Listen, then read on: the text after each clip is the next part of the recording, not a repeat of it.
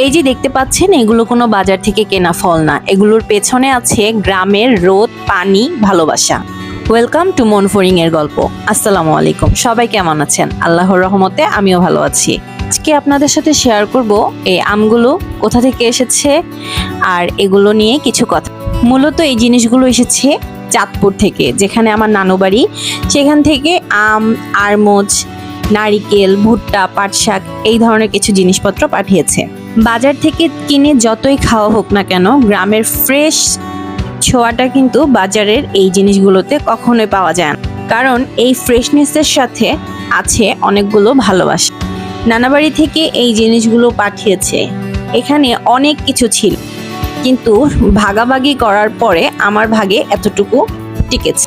গ্রাম থেকে আসা যে কোনো জিনিসই কিন্তু ভালো লাগে, কারণ এটার মধ্যে অন্যরকম একটা অনুভূতি মিশে থাকে। কিন্তু এইসব ভালো লাগার মাঝে একটা খারাপ বিষয় হলো যে নানাবাড়ি থেকে আমাকে এই জিনিসগুলো পাঠানো হয়েছে, আমার সেই নানা ইদানিং অনেক অসুস্থ। তার জন্য সবাই অনেক অনেক অনেক দোয়া করবেন, আল্লাহ যেন তাকে খুব দ্রুত সুস্থ করে দেন, আমিন। গত শুক্রবার সকাল সকাল ছোট মামার ফোন আসে। ফোন দিয়ে বলেন নানার অবস্থা খুব খারাপ, আজকে সকালেই গ্রামে যেতে হবে।